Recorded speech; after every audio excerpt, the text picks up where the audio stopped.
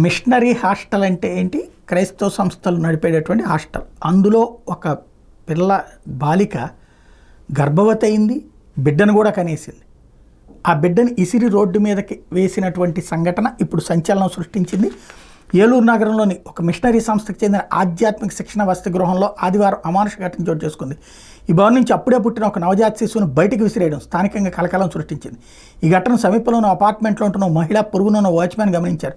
దీంతో ఈ ఘటన దావానాలలో వ్యాపించింది. స్థానికులు పోలీసుల నుంచి సేకరించిన సమాచారం ప్రకారం ఏలూరు అశోక్ నగర్లోని మిషనరీ ఆధ్యాత్మిక శిక్షణ వసతి గృహంలో అనేక ప్రాంతాలకు చెందిన బాలికలు, యువతులు సిస్టర్స్గా శిక్షణ పొందుతుంటారు.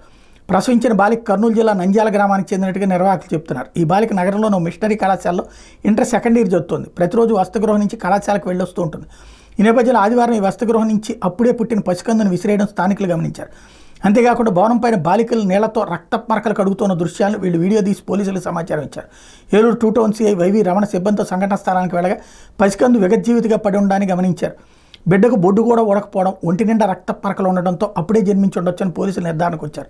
వసతి గృహాన్ని కూడా పోలీసు అధికారులు పరిశీలించారు. బాధిత బాలిక ఉండే గదిని పరిశీలించి ఆమె స్నేహితులు విచారించారు. ఏలూరు డీఎస్పీ డి శ్రావణ్ కుమార్ వసతి గృహ నిర్వాహకులతో మాట్లాడి హాస్టల్లోని పరిస్థితులను పరిశీలించారు. మరోవైపు వసతి గృహంలో ప్రసవించిన బాలికను చికిత్స నిమిత్తం 108 అంబులెన్స్లో ఏలూరు సర్వజన ఆసుపత్రికి తరలించారు. నవజాత శిశువు మృతదేహాన్ని మార్చిడికి తరలించారు. ఈ ఘటన మీద ఏలూరు డీఎస్పీ శ్రావణ్ కుమార్ మాట్లాడుతూ అశోక్ నగర్లో సత్యనారాయణ అనే వ్యక్తికి చెందిన స్థలంలో చనిపోయిన నవజాత శిశువు మృతదేహం ఉందనే సమాచారంతో వచ్చామని, సంఘటన స్థలాన్ని పరిశీలించామని చెప్పారు. దర్యాప్తులో భాగంగా వసతి గృహాన్ని పరిశీలించి సంఘటనపై కేసు నమోదు చేసి సమగ్ర దర్యాప్తు చేస్తున్నారు. ఈ ఘటనలో ఆరోపణలు ఎదుర్కొంటున్న వ్యక్తిని పోలీసులు అదుపులో తీసుకుని విచారిస్తున్నట్టు తెలుస్తోంది. ఇక ఈ సంఘటనకు సంబంధించి ఆధ్యాత్మిక శిక్షణా కేంద్రంలో మరో వసతి గృహంలో శిక్షణలో ఉన్న వ్యక్తి మీద అనుమానాలు వ్యక్తమవుతున్నాయి. మిషనరీ కేంద్రంలో శిక్షణ పొందుతున్న ట్రైనీ ఫాదర్లు తరచూ ఈ బాలికల వసతి గృహానికి వెళ్తుంటారని, ఈ క్రమంలోనే వారిలో ఒకరితో ఆమె సన్నిహితంగా ఉండటంతో బాలిక గర్భం దాల్చినట్టు తెలుస్తోంది. మరోవైపు మిషనరీ శిక్షణ వసతి గృహంలో ఉంటున్న ఒక బాలిక గర్భం దాల్చి ప్రసవించే వరకు ఆమెను ఇన్ని నెలల పాటు నిర్వాహకులు గమనించకపోవడం పైన సందేహాలు వ్యక్తమవుతున్నాయి. బాలికలో చోటు చేసుకునే శారీరక మార్పులను సైతం అటు కళాశాలలో ఇటు వసతి గృహంలో ఎవరు గుర్తించకపోవడం అనుమానాలకు తావిస్తోంది.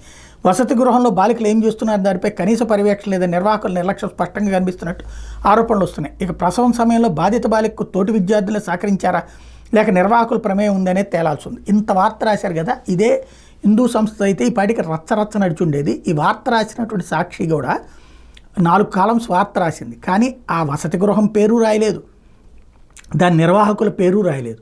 అంటే అసలు వాళ్ళని కాపాడుకొస్తున్నారు. ఇది ఇక్కడ అసలు విశేషం.